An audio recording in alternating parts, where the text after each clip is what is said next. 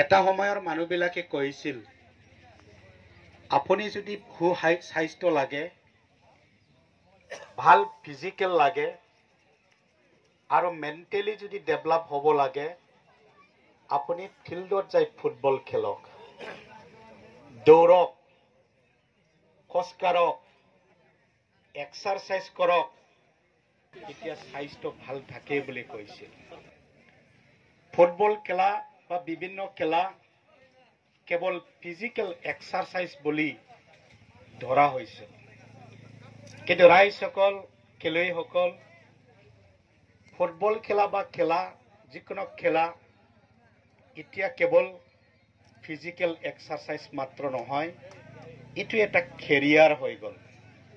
এটো এটা প্ৰফেশনাল জীৱিকা জীৱন যাপন কৰাৰ কাৰণে এটা ৰাস্তা হৈ গ'ল যদি অসমত অফিচাৰ হ'ব লাগে ভাৰতৰ যদি অফিচাৰ হ'ব লাগে পুলিচ অফিচাৰে হওক বা সিভিল অফিচাৰে হওক এপিএসসি পাস কৰিব লাগিব ইউপিএসসি পাস কৰিব লাগিব কিন্তু অসমত এতিয়া এজন মহিলা খেলুৱৈ ডিএসপি হৈ আছে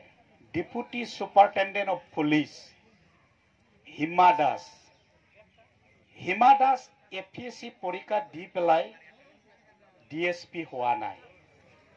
ইউপিএসসি পাস কৰি পেলাই ডিএসপি হোৱা নাই কেনেকৈ ডিএসপি হল হিমা দাস হি ডিএসপি হৈছে অলিম্পিক খেলাত ভাৰতৰ প্ৰতিনিধি হৈ অলিম্পিক খেলাত ব্ৰঞ্জত মেডেল পাইছে আৰু এই ব্ৰঞ্জত মেডেল পোৱাৰ কাৰণে অসম চৰকাৰে হিমা দাসক সন্মান জনাই ডিএসপি চাকৰিত নিযুক্তি দিছে তো এইটো হল সন্মান তেওঁ ইন্টাৰভিউ দি পেলাই চাকৰি পোৱা নাই এজন খেলুৱৈ হিচাপে এথলেটিক্স খেলুৱৈ হিচাপে ব্ৰঞ্জত মেডেল পাই পেলাই ডিএসপি হৈছে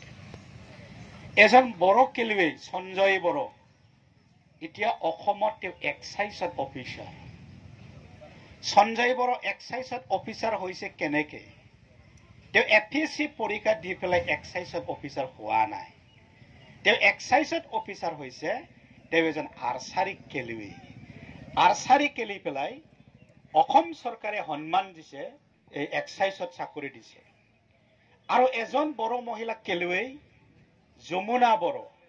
ইও এক্সাইজত অফিচাৰ হৈ গ'ল ইও